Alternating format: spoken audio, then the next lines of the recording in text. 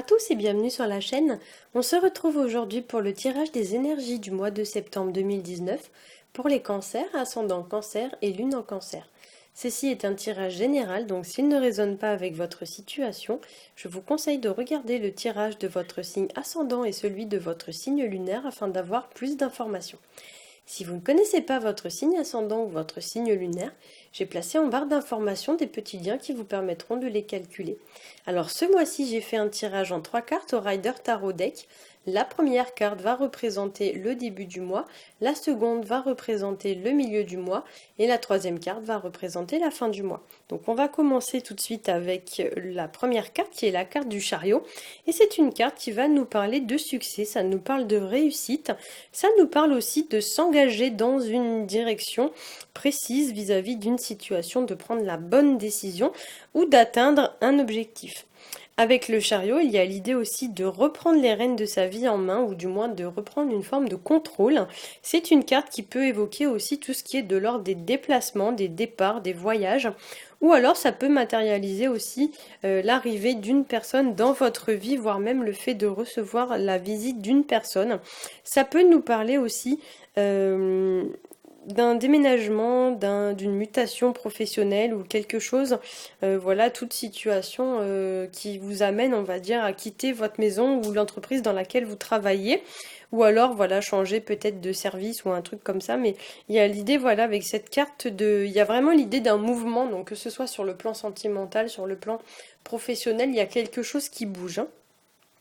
Cette carte du chariot, ça peut aussi nous parler de garder une certaine forme de cohérence entre ce que vous pensez, ce que vous faites et ce que vous dites, avec l'idée que, par exemple, si vous pensez oui, eh ben, vous n'allez pas dire non.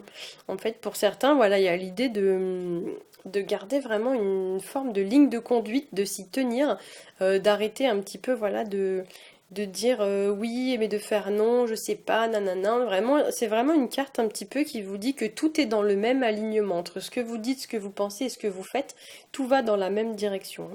Alors avec cette carte du chariot, il y a aussi une notion un petit peu d'apparat ou d'apparence. Donc ça peut nous parler d'une personne qui est beaucoup dans l'apparence, voire même qui est un petit peu trop dans l'apparence. Il y a une forme un petit peu de m'as-tu vu, vous voyez, avec la carte du chariot.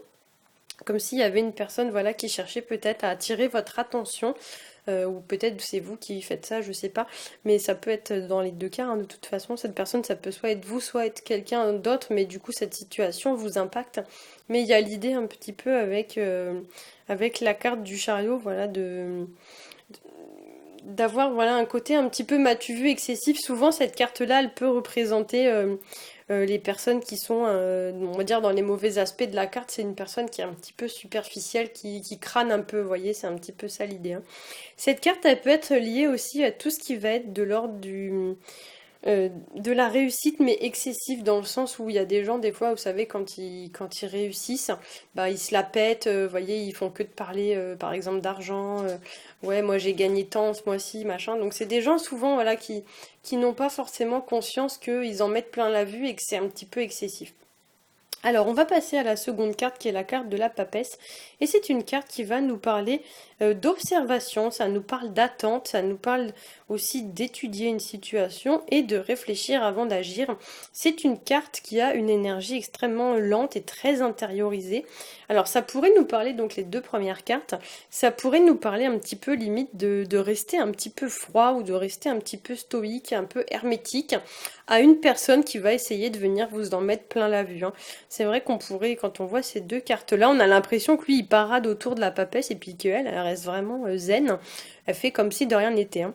Ça peut nous parler aussi d'étudier une situation, donc de prendre des notes, de compiler des informations, mais vous gardez ça pour vous, en fait, vous notez les choses comme ça, tiens, il a fait ça, telle personne, elle a fait ça, nanana. Mais vous faites comme un genre de bilan intérieur, mais du coup, vous gardez vraiment ces choses-là pour vous, dans le but ensuite de tirer une conclusion à une situation.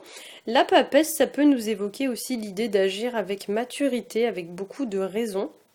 Il y a l'idée vraiment de tirer ses propres conclusions et de garder les choses pour soi. Pour certains aussi, avec cette carte, on va tempérer ses émotions, on ne laisse rien paraître, on garde tout sous contrôle. C'est une carte souvent qui paraît d'ailleurs assez froide, un peu même austère.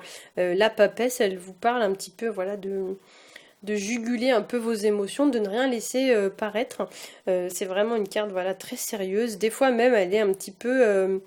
la papesse, ça fait penser un petit peu à tout ce qui est de l'ordre de la religion, hein, donc il faut la voir comme une nonne en fait. C'est vraiment quelqu'un qui va pas s'épancher sur ses sentiments. C'est aussi une carte qui va vous inviter pardon, à beaucoup de discrétion. Des fois, elle représente un petit peu les mystères, les secrets. Donc même s'il se passe des choses autour de vous, ne dites rien, gardez ça pour vous. Attention quand même à ce qui pourrait se tramer un petit peu dans votre dos, parce que effectivement, parfois avec la carte de la papesse, on pourrait voilà être victime d'une personne qui fait des choses par derrière dans notre dos, hein. Donc ouvrez l'œil ici et faites preuve de beaucoup de discernement, hein. La papesse, ça peut aussi vous inviter à vous fier à votre intuition pour venir à bout d'une situation.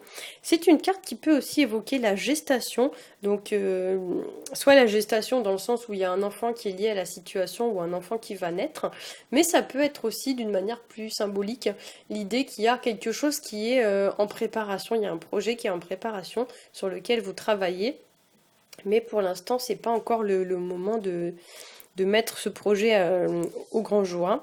Ça peut nous parler aussi de prendre le temps de bien faire les choses, donc de vraiment pousser un petit peu les choses en profondeur. Cette carte peut aussi vous inviter à une forme de prudence et vous mettre en garde contre l'impatience et l'impulsivité.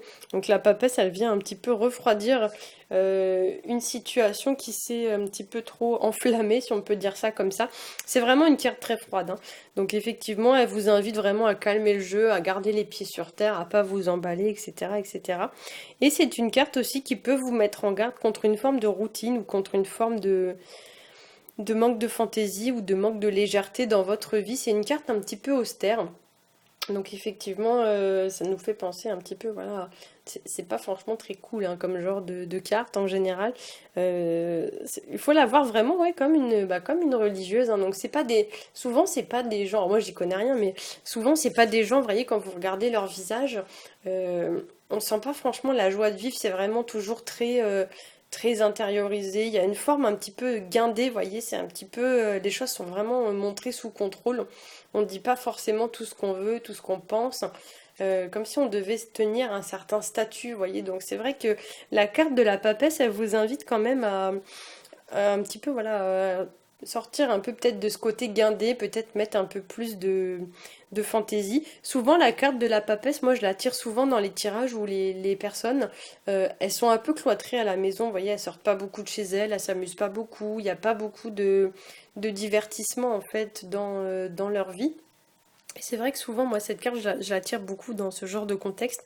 Donc la carte, elle pourrait vous inviter justement, surtout quand il y a le chariot qui, lui, vous invite au déplacement et au mouvement, elle pourrait vous inviter, voilà, à remettre un peu voilà, de fun dans votre vie, un peu de fantaisie, à bouger, etc., etc.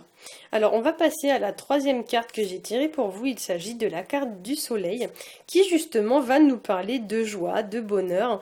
Ça nous parle aussi de réussite ou d'une situation qui s'arrange. Alors là, pour le coup, c'est vraiment une carte très fun.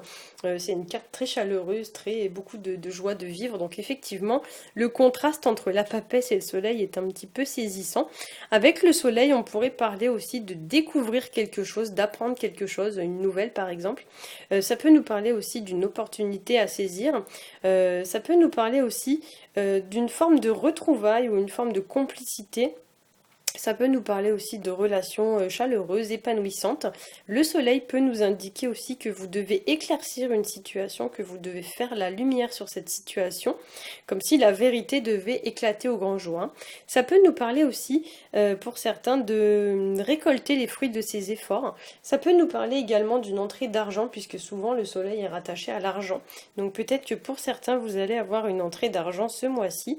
Le soleil peut nous parler aussi de, par exemple, si vous rencontrez un blocage ou quelque chose comme ça, bientôt ce blocage sera derrière vous, hein. C'est un peu la lumière au bout du tunnel hein, avec cette carte.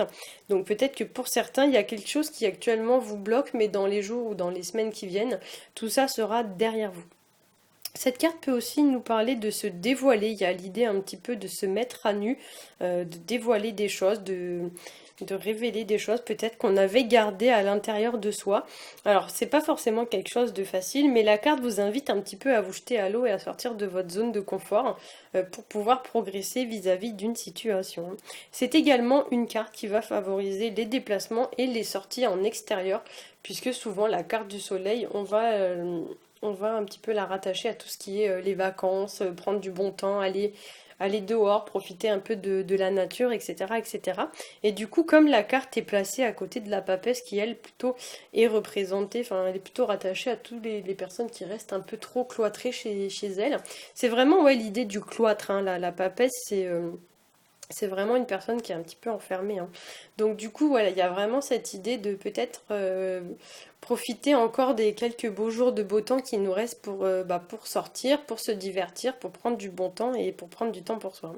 Voilà, j'espère que ce tirage aura su vous éclairer. Si c'est le cas, n'hésitez pas à liker, à partager et à vous abonner. Pour ma part, je vous souhaite à tous un très bon mois de septembre et je vous dis à bientôt.